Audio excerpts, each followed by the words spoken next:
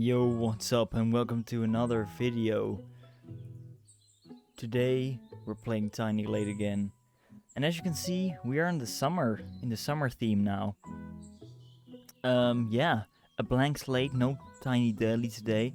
The past videos I've been using a preset or a daily glade, as they call it, or a tiny daily, where I got the inspiration from to build something. But this time I decided to challenge myself with something new. I've been seeing a lot of pictures on the internet, on Twitter mostly, of people building cool stuff, and I wanted to challenge myself. I must say, seeing all those good builds kind of demotivates me to build more, because, yeah, how should I put it? They're just so talented. But what I saw is that a lot of people build on these platforms, so they have like a stone, what you call it, a stone path.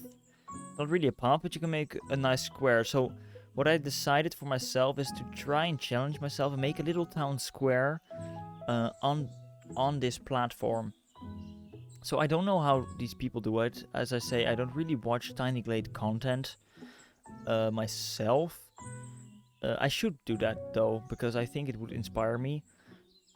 Especially because I like seeing those pictures on Twitter. I don't look them up, I just get them in my timeline. The algorithm knows I love them, so yeah, what happens. But I see a lot of people building on these kinds of platforms, so I thought a challenge for myself was trying out these new building techniques, making a little town square and seeing how that goes. So as you can see here, I'm building the big square, as you can say, the path for it, the raised platform. I decided just to start simple and make a 3x3 grid with the largest amount of pieces that there are, so stretch them out fully.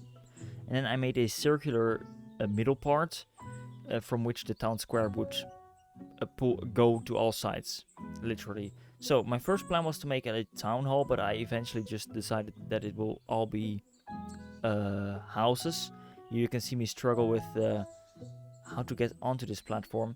And I saw this technique on Twitter also of people using the fence gates, to create a cool wooden staircase. So that's definitely something I want to use in the future. I didn't really find a use for it in this build because it's all very stony and very high up. Maybe I should have made the platforms a little lower, just to get some more use out of it, because now it's so high.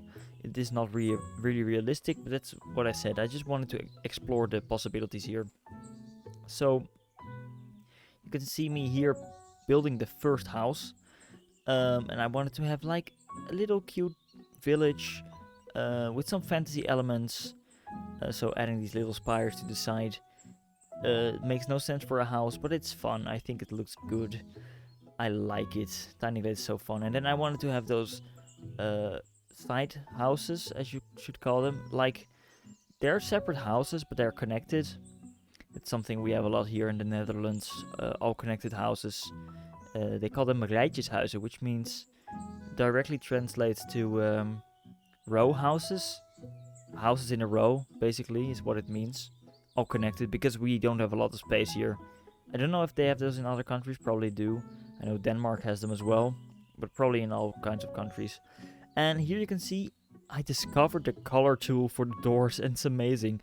I don't know, sometimes I don't think clearly for these videos, or for the, not videos, but for during playing Tiny Glade, and I never thought about recoloring the doors. But this is a beautiful color. The green color, the blue, it's more blue. It's blue-greenish, but I would call it blue. But I really like how it looks on the wood.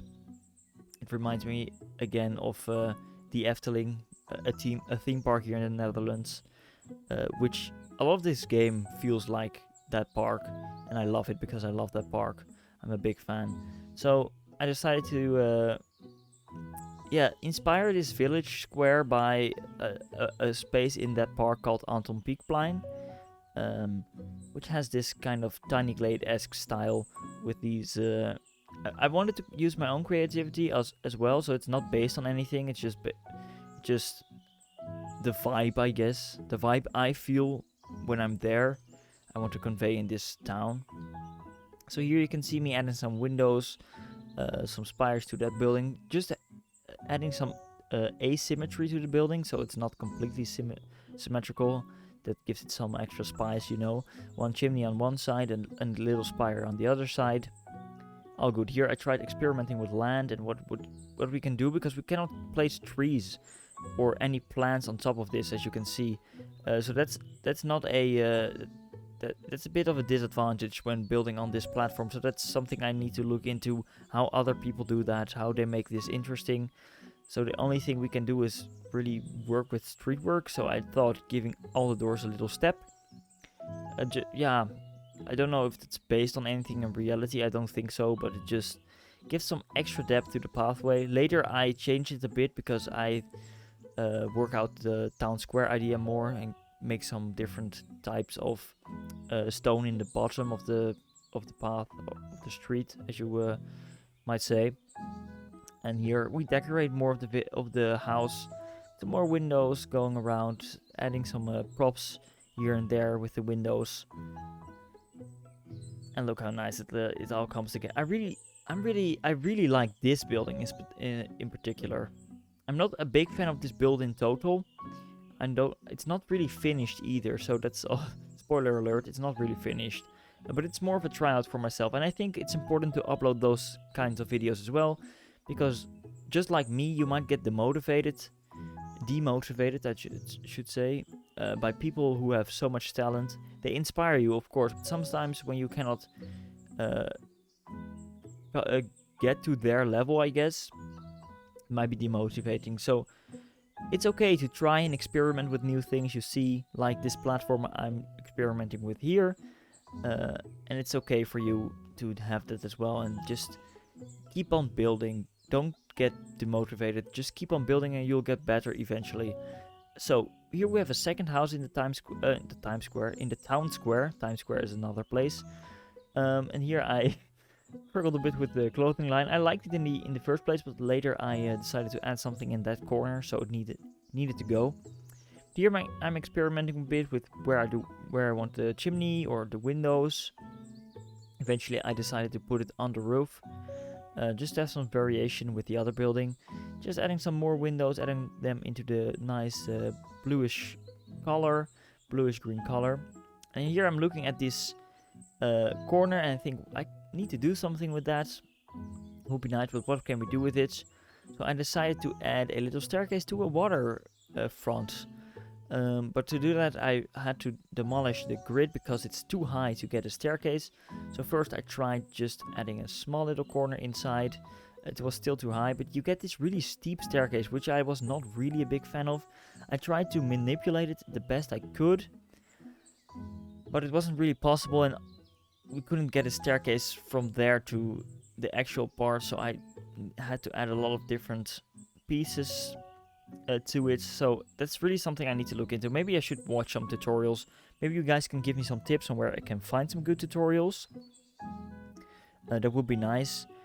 And let me know if you want me to see me finish this build, or if you want me to go to a next one, because I'll definitely keep playing this game. I was dreading it a bit this time because, as I said, I was demotivated by how many good players there are and how not good my skills are. But if I'm ever playing it, my skills won't get better. So I need to push myself to keep playing.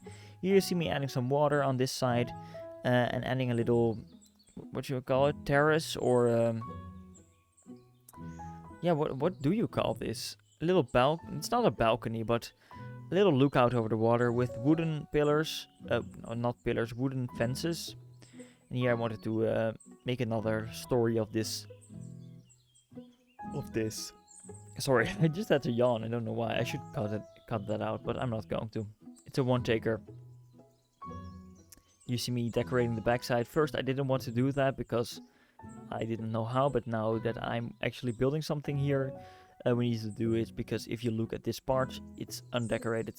And then I thought, hey, you can have a little house over here in the side wall, and that's fun. Have multiple layers, have people living on top of each other.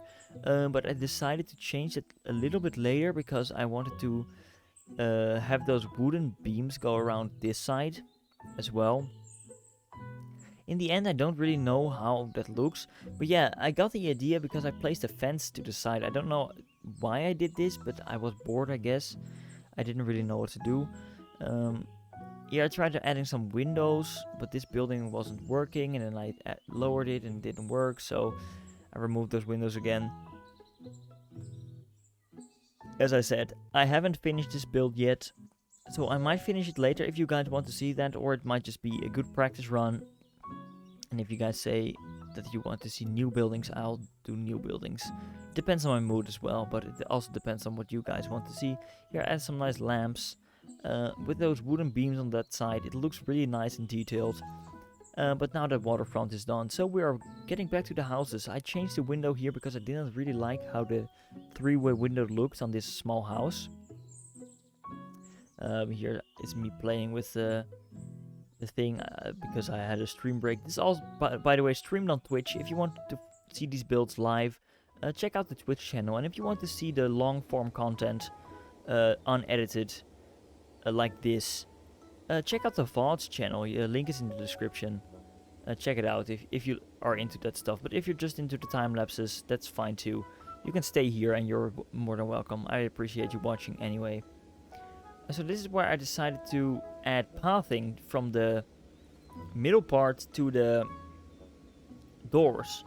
But it didn't really work out the way I intended. So what so I added these just to see how they looked, and I liked the idea of it, but I decided to change the colors just to make it pop a bit more.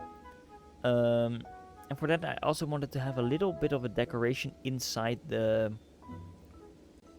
middle part of the town square. So that's something I will be working on shortly. Just now actually.